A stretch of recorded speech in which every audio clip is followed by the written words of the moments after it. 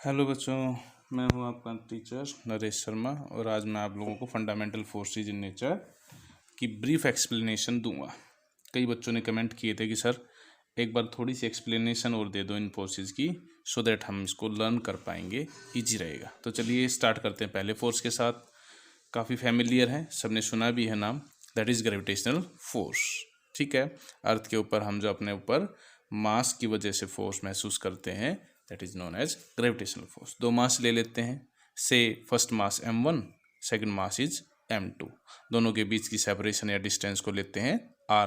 तो जो फोर्स होता है, ये वाला फोर्स, ये डायरेक्टली प्रोपोर्शनल होता है फर्स्ट मास के, डायरेक्टली प्रोपोर्शनल होता है सेकंड मास के, और इनवर्सली प्रोपोर्शनल होता है स्क्वायर ऑफ डिस्टेंस के। मींस पहले मास के बढ़ जाने से भी बढ़ जाएगा, दूसरा मास बड़ा होगा। सपोज करो एक अर्थ है और एक हम हैं, तो अर्थ का साइज अगर बढ़ जाए, मास बढ़ जाए, साइज इन सेंस मास बढ़ जाए, उसके अंदर का द्रव्यमान बढ़ जाए, तो भी ज़्यादा लगेगा। जैसे जुपिटर है, उसका ग्रेविटेशन पुल हमारी अर्थ से काफ़ी गुना ज़्यादा है, 10 टाइम्स ज़्यादा है। क्यों? क्योंकि उस साइज में हमसे अर्थ से बड़ा है। हमारे ऊपर फोर्स लग रहा है, तो हम सपोज करो मास 2 है, अगर ये मास 2 भी अगर ज़्यादा हो, हमारे बजाय को और हैवी बॉडी हो, तो उसके ऊपर और ज़्यादा पुल होता है नीचे की तरफ। तो इसका मतलब मासिस के बढ़ने से बढ़ता है। लेकिन अगर दूरी बढ़ जाए दो मासिस की, अगर हम अर्थ से दूर जाएं, तो हमारे से अर्थ की पुल जो है वो वीक हो जाती है। अर्थ हमें बहुत स्ट्रोंगली नहीं अट्रैक्ट कर पाती, तो पुल जो है वो वीक हो जाती है। तो डिस्टेंस जो है उसके बढ़ने से ये घटता है। तो इसलिए हमने इसको नीचे लिखा है। इसे हम इन्वर्सली प्रोपोर्शनल बोलते हैं और इनको हम बोलते हैं डायरेक्टली प्रोपोर्शनल। तीनों फैक्टर्स को कंबाइन कर देता हूँ। F directly proportional to product of two masses and inversely proportional to square of distance. अगर हम इसमें प्रोपोर्शनलिटी साइन हटाते हैं, तो यहाँ पर एक कांस्टेंट इम्प्लीमेंट करते हैं, which is G। Now the formula of F is equal to Gm1 m2 upon r square. ये जो कांस्टेंट है, इसको हम कहते हैं यूनिवर्सल ग्रेविटेशनल कांस्टेंट। देखो, यूनिवर्सल इसलिए बोला जाता है क्योंकि इसकी वैल्यू, जी की वैल्यू, कैपिटल जी की वैल्यू यूनिवर्स में कहीं भी चेंज नहीं होती, इसलिए इसका नाम है यूनिवर्सल ग्रेविटेशनल कांस्टेंट। और वैल्यू ऑफ जी होती है 6.67 10⁻⁻11। और इसकी यूनिट चलिए बनाते हैं इस फॉर्मूले से। तो जी को छोड़कर बाकी आप फिजिकल क्वांटिटीज़ को उधर ले जाइए। फोर्स की यूनिट क्या होती है? न्यूटन। आर स्क्वायर ऊपर जाएगा, मल्टीप्लाई में मीटर स्क्वायर, अपॉन मास न्नीचे आएगा किलोग्राम, दूसरा मास भी नीचे आएगा किलोग्राम। तो यहाँ पर ये हो जाएगी 6.67 10⁻⁻11 न्यूटन मीटर स्क्वायर पर KG square. This is the value of our universal gravitational constant. बहुत इंपॉर्टेंट वैल्यू है, काफ़ी पूछी जाती है, 11th क्लास के बच्चे को ये जरूर आनी चाहिए। तो ये था आपका पहला फोर्स। ठीक है, अब इसकी कुछ कैरेक्टरिस्टिक्स या प्रॉपर्टीज करते हैं। कैरेक्टरिस्टिक्स या आप कह सकते हो properties of gravitational force.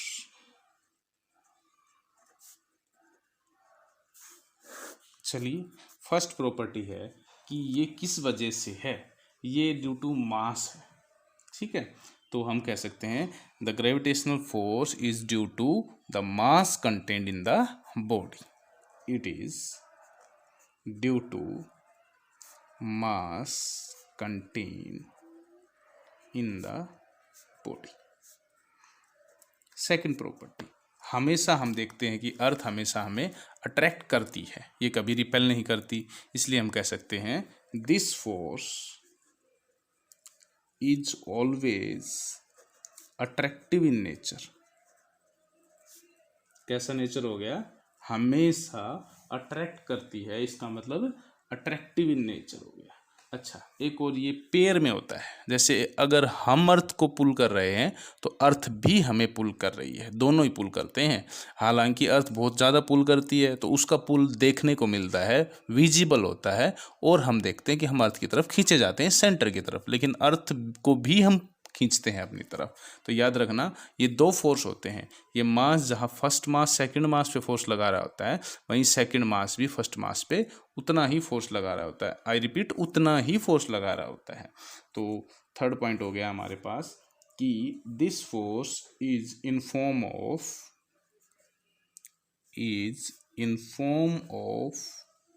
Pair. क्या है ये? पेयर है, यानी इक्वल एंड अपोजिट है। इन फॉर्म ऑफ एक्शन और रिएक्शन है, ये एक्शन एंड रिएक्शन फोर्स होता है। ठीक है। नेक्स्ट प्रॉपर्टी है कि ये बीच के मीडियम पे डिपेंड नहीं करता। इन दोनों मासेस के बीच में कोई मीडियम डाल दिया आपने, एयर होती है तब भी उतना ही लगता है, वैक्यूम होती है तब भी उतना ही लगता है, बीच में पानी आ गया, कुछ आ गया, मिट्टी आ गई, कोई फर्क नहीं पड़ता। तो it is independent on intervening medium. Intervening का मतलब होता है जो उनके मध्य में प्रेजेंट होता है। Intervening medium. ठीक है। तो ये हमारे पास हो गया फोर्थ प्रॉपर्टी। नेक्स्ट प्रॉपर्टी है कि इसकी रेंज कितनी होती है। इसकी रेंज काफी ज्यादा होती है। It is a long range force. Long range force. अब देखिए रेंज इसकी इनफाइनाइट जैसी रेंज है। जैसे अर्थ को सन भी अट्रैक्ट कर रहा है ना, सन काफ़ी चीज़ों को अपने चारों तरफ अर्थ को रिवॉल्व करवाता है। इसका मतलब उतनी दूर से फोर्स लगा पाता है। इसका मतलब इसकी काफ़ी अच्छी खासी रेंज हो गई। तो it is a long range forces. उसके बाद ये किस चीज़ के एक्सचेंज के कारण होते हैं? दो फोर्स, दो मासेज एक दूसरे को अट्रैक्ट कर पा रहे हैं, कोई चीज़ का, पार्टिकल का या एनर्जी का एक्सचेंज जरूर होता होगा। यस, होता है। उन पार्टिकल्स को हम कहते हैं ग्रेविटॉन्स। तो हम ये कह सकते हैं this force is due to the exchange of particles known as gravitons। देखिए याद रखना ज़्यादा मुश्किल नहीं है। ग्रेविटॉन्स ग्रेविटेशनल फोर्स है ना, तो आप इस पार्टिकल को ग्रेविटॉन कह देते हैं। तो याद रहेगा, इजी है। उसके बाद हम ये कह सकते हैं कि ये फोर्स कंजर्वेटिव फोर्स भी है, यानी इनिशियल और फाइनल पोजीशन पे डिपेंड नहीं करता। अगर मैं आपको ये कहूँ कि आपने अर्थ सरफेस पे रखी हुई 5 किलोग्राम के वेट को उठाया और 2 मीटर की हाइट तक ले गए, अगर आपने उसको उसी सरफेस से थोड़ा दाएं बाएं करके 2 मीटर उठाया, फिर आप 2 मीटर उठा के ले गए, तो आप बताओ किस टाइम ज़्यादा फोर्स लगाओगे? तो आंसर है, अगर आप हर बार इनिशियल और फाइनल पोजीशन सेम रखते हो और मास भी वही है, तो फोर्स उस पर डिपेंड नहीं करता कि आप किस रास्ते से वो फोर्स को एग्जीक्यूट करके लेके गए हो। तो ये हमेशा इनिशियल और फाइनल पोजीशन पे ही डिपेंड करता है। तो इसलिए इसको कहते हैं कंजर्वेटिव फोर्स। इंपॉर्टेंट प्रॉपर्टी है ये, कम समझ में आती है बच्चों को। दिस फोर्स, थोड़ा और एक्सप्लेन कर दूंगा इसको मैं। This force is conservative in nature.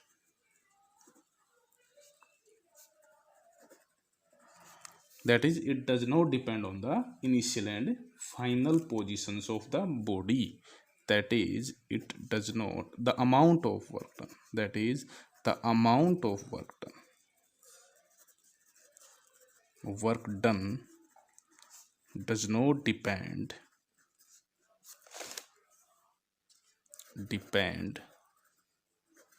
on the initial and final position of the body. जैसे फॉर एग्जांपल, आपकी फर्स्ट बॉडी यहाँ पर है, मास, ये सेकंड मास यहाँ पर है, आप इसको ऐसे लेके गए, आप इसको ऐसे लेके गए, आप इसको ऐसे लेके गए, तीनों बार वर्क डन सेम होगा। यानी वो सिर्फ फर्स्ट जहाँ से उठाया और सेकंड जहाँ पर रखा, इसी पे डिपेंड करता है कि आपने यहाँ भी 5 जूल काम किया, यहाँ भी 5, यहाँ भी 5 जूल काम किया। इस तरह का नेचर कहलाता है कंजर्वेटिव नेचर। तो ये था आपका पहला फोर्स। और पहला फोर्स, इसके बारे में कुछ और प्रॉपर्टी है, बट मैं इसको बहुत ज़्यादा एक्सप्लेन इसलिए नहीं कर रहा क्योंकि ये पूरी यूनिट स्टडी करेंगे हम 11th class 6th unit gravitation force के बारे में ही है सारी की सारी, तो वहाँ हम इसको और डिटेल में पढ़ेंगे। नेक्स्ट है हमारे पास second one is electromagnetic force. देखिए सिमिलर सा फोर्स है, जिस तरह से हमारे पास अर्थ की ग्रेविटेशन जो मास के बीच में फोर्स था, इसी तरह से ये फोर्स चार्ज के बीच में रहेगा। तो चलिए इसको भी स्टडी करते हैं। इसी तरह से दो चार्ज लेंगे हम इसमें, Q1 एंड Q2। चार्ज को डिनोट कर रहा हूँ मैं Q से, मासेस को डिनोट किया था मैंने M से, और इस तरह से सिमिलरली ये डायरेक्टली प्रोपोर्शनल है। बड़ा चार्ज होगा ज़्यादा अट्रैक्ट या रिपेल करेंगे, दूर होंगे कम अट्रैक्ट या रिपेल कर पाएंगे। हम इनको कंबाइंड कर देते हैं Q1 Q2 bye are square. अब की बार प्रोपोर्शनलिटी साइन हटा के K लिखते हैं, small k which is constant of proportionality, और इसकी वैल्यू होगी 9 × 10⁻⁹ अगेन न्यूटन मीटर स्क्वायर पर किलोग्राम नहीं होती, चार्ज की SI यूनिट कूलाम्ब होती है, तो coulomb into coulomb, coulomb square. ये बन गया आपका इलेक्ट्रोमैग्नेटिक फोर्स। चलिए इसकी भी कुछ कैरेक्टरिस्टिक्स या प्रॉपर्टीज कर लेते हैं। Properties of EM force. तो सबसे पहली प्रॉपर्टी है बिल्कुल वैसे ही कि ये फोर्स एक एक चीज़ और, एक प्रॉपर्टी आप और इंक्लूड कर सकते हो कि वो इन्वर्स स्क्वायर लॉ को फॉलो करते हैं। देखिए इन्वर्स स्क्वायर लॉ को फॉलो का मतलब जो स्क्वायर ऑफ डिस्टेंस नीचे आती है इसमें, तो दोनों में आती है वो, तो एक ये प्रॉपर्टी भी ऐड कर लेना उसमें कि gravitational force is follow inverse square law. चलिए सबसे पहला फोर्स, ये फोर्स अट्रैक्टिव भी होता है और रिपल्सिव भी होता है। It is both attractive as well as repulsive in nature. ठीक है, अट्रैक्टिव और रिपल्सिव दोनों ही होगी। दूसरी बात, ये भी एक लॉन्ग रेंज फोर्स है। It is also a long range force like gravitational force. इसकी भी रेंज इनफाइनाइट ही है। अगर अर्थ के जितना बड़ा चार्ज हो ना, तो ये भी सन के बराबर दूरी पर फोर्स लगा सकता है। It is a central force, centre to centre काम करता है। सेंट्रल फोर्स यानी सेंटर ऑफ चार्ज 1 से सेंटर ऑफ चार्ज 2 की तरफ काम करता है, सरफेस टू सरफेस नहीं, centre to centre. Fourth one, it obey inverse square law. It obeys inverse square law. Inverse square law को फॉलो करने का मतलब जो आर है उसकी स्क्वायर ऑफ डिस्टेंस के इनवर्सली होता है। Again it is a conservative force.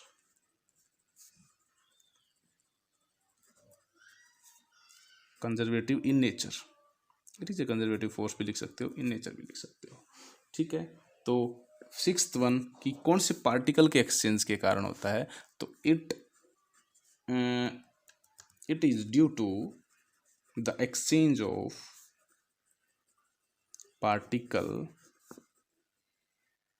Particles, और वो कौन से हैं, फोटॉन्स की एक्सचेंज की वजह से ये होता है। तो ध्यान रहेंगी, ये कुछ प्रॉपर्टीज हो गई इलेक्ट्रोमैग्नेटिक फोर्स की, और भी बहुत सारी हैं, लेकिन जैसे मैंने पहले कहा आप लोगों को, इलेक्ट्रोमैग्नेटिक फोर्स भी आप 12th में first second third fourth 4 unit में यानी 50% ऑफ द 12th सिलेबस में आप इसको पढ़ने वाले हो, इसलिए मैं इसको बहुत डिटेल में नहीं करवा रहा। Next one is, third one is strong nuclear force. सबसे स्ट्रॉन्ग है ये, यूनिवर्स का सबसे स्ट्रॉन्ग फोर्स है, इसलिए कहलाता है strong nuclear force, strongest force है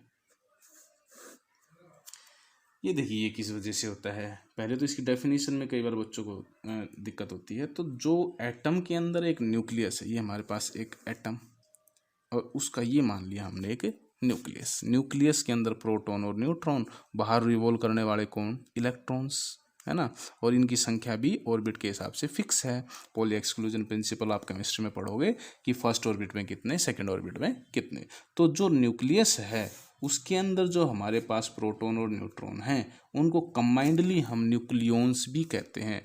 प्रोटॉन प्लस न्यूट्रॉन को इकट्ठा नाम दिया गया है, वो हमने न्यूक्लियस में रहने वाले न्यूक्लियॉन्स, है ना। जैसे आप भी अपने गांव के हिसाब से एक दूसरे को बुलाते हो ना, जैसे कोई गांव का है, उस गांव के हिसाब से आप उसको संबोधित करते हो। उसी तरह न्यूक्लियस में रहने वाले न्यूक्लियंस हो गए। तो ये हमारे पास प्रोटॉन और न्यूट्रॉन के कम्बिनेशन को हमने नाम दे दिया। अब ये इन्हीं दोनों के बीच में फोर्स होता है। तो जो फोर्स प्रोटॉन और न्यूट्रॉन को न्यूक्लियस में बांधे रखता है, the force which hold neutron and proton together in the nucleus is known as strong nuclear force, known as strong nuclear force। हो गया? ओके, चलिए अब इसकी प्रॉपर्टीज पढ़ते हैं। तो पहली प्रॉपर्टी है, ये अट्रैक्टिव है। It is always attractive in nature. वैसे मैं बताऊंगा कि एक डिस्टेंस के बाद ये रिपल्सिव भी होता है, बट आप लोग एज ए जनरल इसको अट्रैक्टिव ही कहोगे कि एक दूसरे को आपस में बांधे रखते हैं, ठीक है, रिपेल नहीं करते। अगर हम इसकी डिस्टेंस को फर्मी डिस्टेंस में लेते हैं, 1 फर्मी, 0.8 फर्मी। नेक्स्ट है, चलो वो मैं, आप लोग कुछ पॉइंट को स्किप करोगे, बस इतना याद रखोगे कि क्या है, attractive in nature. Short range है, it is a short range force. अगर हम न्यूक्लियस से बाहर गए ना तो ये लगना बंद हो जाएगा। प्रोटॉन न्यूट्रॉन के बीच में कोई फोर्स नहीं होता न्यूक्लियस के बाहर, क्योंकि न्यूट्रॉन एक चार्ज पार्टिकल नहीं होता, 0 चार्ज होता है। तो it is a short range force, ठीक है। इसके बाद ये स्ट्रोंगर फोर्स है पहले वाले फोर्स से। ग्रेविटेशनल फोर्स, इलेक्ट्रोमैग्नेटिक फोर्स है ना, वो भी मैं लिख देता हूँ, 10⁻36 टाइम्स स्ट्रोंगर है ग्रेविटेशन से। और ये वाला जो है ये 100 टाइम्स स्ट्रोंगर है इलेक्ट्रोमैग्नेटिक से। देखो ये तो इतना ज़्यादा स्ट्रॉन्ग ग्रेविटेशन से, और ये भी इससे भी ज़्यादा 100 गुना स्ट्रॉन्ग हो गया। तो ये 10⁻38 टाइम्स स्ट्रॉन्ग हो गया ग्रेविटेशन से, 100 times stronger than EM wave, EM force, electromagnetic force, and 10⁻38 times stronger than gravitational force. तो आप देख सकते हो, जो ग्रेविटेशनल फोर्स को आप बहुत स्ट्रॉन्ग मानते हैं, उससे तो बहुत ज़्यादा, कहीं ज़्यादा स्ट्रॉन्ग ये वाले फोर्स हैं। तो वो भी स्ट्रॉन्ग है, तो लेकिन ये उससे भी स्ट्रॉन्ग हो गए। ये नॉन सेंट्रल फोर्स है। नेक्स्ट प्रॉपर्टी में है, it is a non central force. Non central का मतलब होता है ये सेंटर टू सेंटर काम नहीं करता, ये न्यूक्लियस में हर जगह ही एक जैसा डिस्ट्रीब्यूट होता है, ठीक है, न्यूक्लियस के अंदर मैं कह रहा हूँ ये। तो ये हो गया आप लोगों का। अच्छा, इसका एक्सचेंज ऑफ पार्टिकल्स और बता देता हूँ। एक्सचेंज ऑफ पार्टिकल इसमें होते हैं पाई मीजॉन्स, ठीक है। पाई मीजॉन्स की 3 टाइप होती हैं वैसे, पाई पॉजिटिव होते हैं, पाई नोट होते हैं, पाई नेगेटिव होते हैं। और इनका जो रेस्ट मास है ना, वो 270 times of rest mass of electron होता है, मास ऑफ इलेक्ट्रॉन। और मास ऑफ इलेक्ट्रॉन कितना होता है, 9.1 10⁻⁻31 kg। अब देखो पाई मीजॉन्स के बारे में ज़्यादा डाउट मत रखना, और ज़्यादा इसको बहुत सोचना भी मत कि सर पाई मीजॉन्स क्या है, इसके बारे में और डिटेल में नहीं। अभी हम इतना कुछ नहीं करने वाले, क्योंकि न्यूक्लियर फोर्सेस भी हम चैप्टर नंबर 8 में पढ़ेंगे, एटम एंड न्यूक्लियाई में, जो कि आपकी +2 में आती है। अब लास्ट आपकी जो फोर्स बच गई है वो है weak nuclear force. Weak nuclear force. अब वीक न्यूक्लियर फोर्सेस क्या होते हैं, देखिए, रेडियो एक्टिव डिके, पहले एक वर्ड है radio active decay. During radioactive decay, radio active decay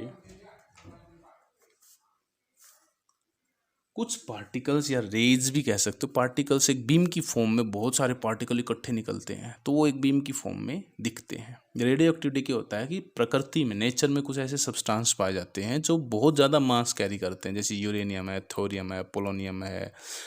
तो ये जो हैं ये अपने आप टूटते रहते हैं, डिके होते रहते हैं अपने आप ही, without any pressure any temperature, ये रेंडमली टूटते हैं। और जब ये टूटते हैं तो साथ में निकलती हैं कुछ पार्टिकल्स की रेज, और वो रेज हैं अल्फा बीटा एंड गामा। क्या क्या है? Alpha beta and gamma. तो उन्हीं अल्फा बीटा गामा के साथ कुछ पार्टिकल्स और भी निकलते हैं, उन्हें हम कहते हैं न्यूट्रिनो, एंटी न्यूट्रिनो। देखिए मैंने सिंबल बनाए हैं सबके, alpha beta gamma neutrino anti neutrino.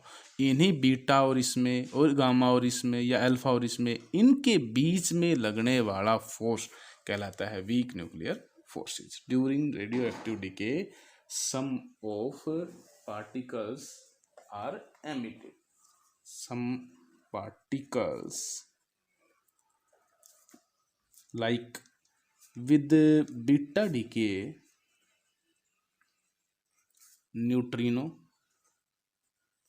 and anti neutrino। हालांकि ये भी स्पेसिफिक होते हैं कि न्यूट्रिनो बीटा डीके के कौन से टाइप में निकलेगा। ये बीटा डीके फर्दर डिवाइड हो जाएगा, beta positive beta negative, but मैं फिर से इतनी डिटेल में आपको नहीं जा रहा। मैंने आप लोगों को ओवरव्यू बताया है कि some particle like beta decay neutrino and antineutrino emit with electron या फिर बीटा पार्टिकल। इलेक्ट्रॉन को हम क्या कहते हैं इसमें? Beta particle.